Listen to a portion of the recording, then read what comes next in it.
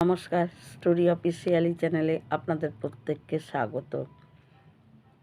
আমি আজকে হরিদাস গোস্বামী এবং যে ললিতা, বিশাখা, চিত্রা এরা যে পরজন্মে বড় বড় মানে সন্ত বৈষ্ণব হয়ে জন্মেছিল এবং তাদেরই এক কথা আমি বলছি। এখানে শ্রীনাথজি, গিরি গোবর্ধনে শ্রীনাথজির মন্দির আছে। সেই শ্রীনাথজি সেবক ছিলেন, মানে শ্রীনাথজিকে সেবা করতেন। তিনি পরম বৈষ্ণব ছিলেন। শ্রীনাথজি তার সঙ্গে কথাও বলতেন। তাই ওই তার নাম ছিল কৃষ্ণদাস। কৃষ্ণদাস কী করত, ওই মন্দিরে যত জল, তিনি বাইরের কুয়োর থেকে সেই জল নিয়ে তিনি মন্দিরে যত জল লাগতো সেই জলের সেবা দিতেন এবং শ্রীনাথের সঙ্গে তার কথাবার্তা হতো, তাকে সাজাতো, সব কিছু করতো। এই করতে করতে যখন কৃষ্ণদাসের অনেকটা বয়স হয়ে গেছে, একদিন শ্রীনাথ জি প্রভু বলেন যে, কৃষ্ণদাস, তুমি আর এই মন্দিরের জন্য জল নেওয়াটা বন্ধ করো, তোমার জায়গায় অন্য কাউকে দাও, তুমি আর এই তোমার বয়স হয়েছে, তুমি আর জল আনতে যেও না। কিন্তু কৃষ্ণদাস বলে যে, না প্রভু, আমি যতদিন পারবো, আমার কোনোই অসুবিধা হয় না, আমি যতদিন পারবো আমি জলটা এনেই দেবো, কেন আমার তো কোনো অসুবিধা হচ্ছে না। তখন বলে, না তোমার তো বয়স হয়েছে। কিন্তু শ্রীনাথ, ওই কৃষ্ণদাস জল আনতে যায় এবং ওই কুয়োর থেকে জল তোলার সময় তিনি পা পিছলে কুয়োতে পড়ে যায় এবং তার মৃত্যু হয়ে যায়। তারপর থেকে এটা যখন সবাই জানতে পারে বৃন্দাবনবাসীরা, তখন তাদের মনে থেকে ভগবানের প্রতি ভক্তি, শ্রদ্ধা, প্রেম সব উঠে যায়। তারা বলে যে কৃষ্ণদাসের মতন পরম বৈষ্ণব, যে নাকি নিত্য ভগবানের সেবা করত এবং শ্রীনাথজির সেবাতে তিনি করতেন, শ্রীনাথজি তার সঙ্গে কথাও বলতো, সেই রকম বৈষ্ণব যদি এইভাবে মৃত্যু হয়, তাহলে ভগবানকে ডেকে কী লাভ, তাহলে পরিক্রমা করে কী লাভ। তাই ভগবানের প্রতি আস্থা তখন বৃন্দাবনবাসীর মুখে চর্চা হতেই থাকে। এখানে ওখানে চর্চা হতে হতে গোটা বৃন্দাবন যেন এই চর্চার মানে তে সব মানুষ মেতে আছে। এবং এই রকম চর্চা হতে হতে কেউ আর একজন মানে রটিয়ে দেয় যে কৃষ্ণদাস অধোগতিপ্রাপ্ত হয়েছে, তাই তিনি ভূত হয়েছেন। এরকম নাকি কৃষ্ণদাসকে ভূতের মতন, মানে কোনো সময় যদি একটু দুপুরের দিকে একটু হাওয়া, হয়তো প্রকৃতির থেকেই হাওয়াটা হতো, কিন্তু সবাই ভাবতো কৃষ্ণদাস ভূত হয়ে হয়তো হাওয়া দিচ্ছে, এরকম মানে বৃন্দাবনবাসীর মনে ধারণা হয়ে গেছিল।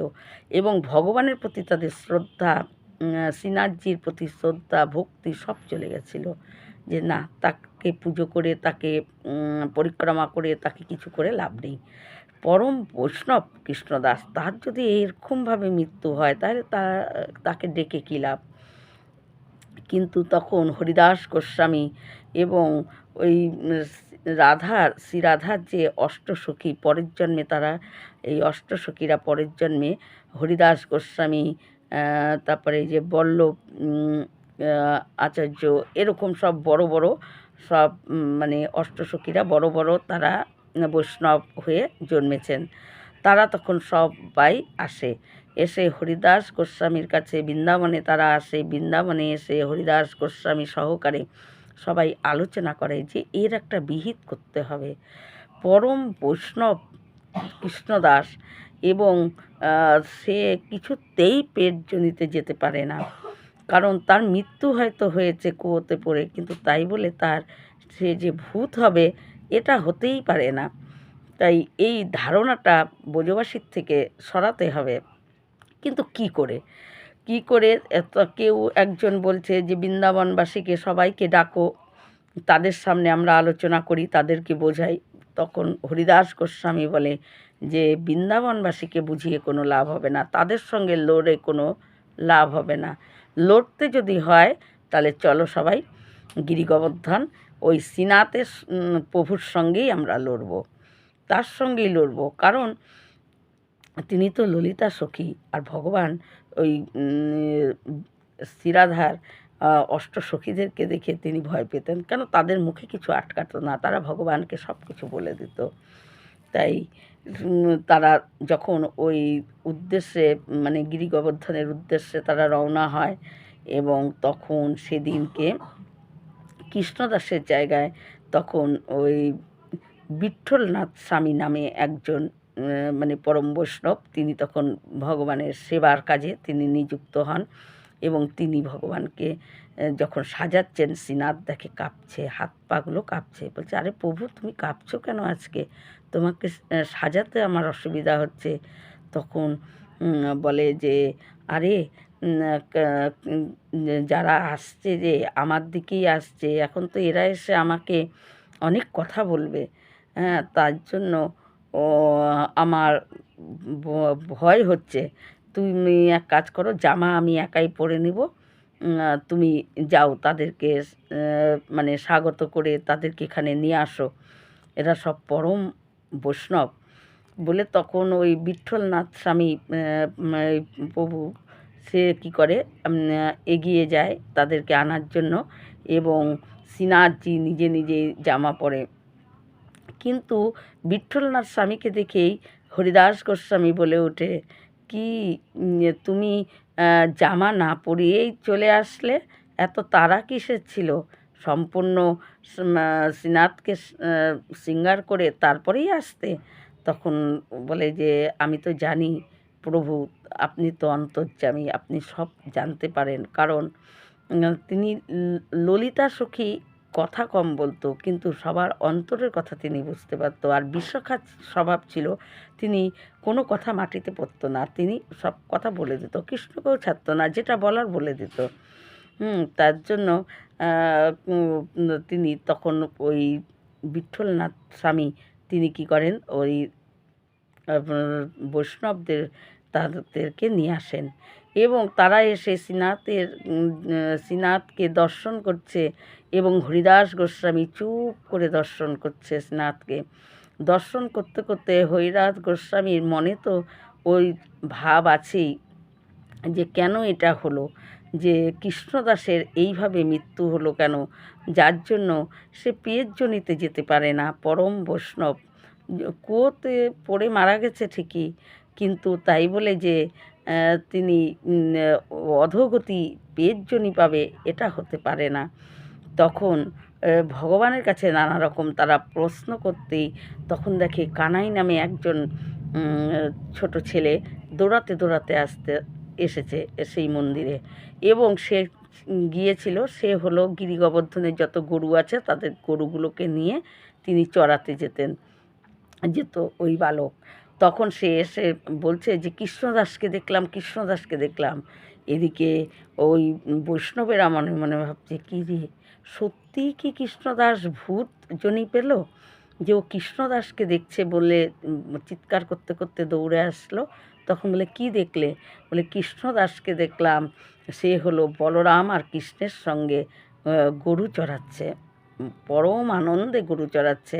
আমাকে কৃষ্ণদাস ডেকে বলল যে আমি যেই আসনে বসতাম সেই আসনটা সরিয়ে সেইখানে গর্ত খুঁড়ো, এবং সেখানে গর্ত খুললেই অনেক সোনা পাবে, সেই সোনা দিয়ে শ্রীনাথজির কিছু অলংকার তৈরি করো, আর বাদ কিছু সোনা যে বেঁচে যাবে সেটা দিয়ে ব্রজবাসীদেরকে শ্রীনাথজির প্রসাদ তাদেরকে নিমন্ত্রণ করে খাওয়াও। তিনি আমাকে এটা বলল।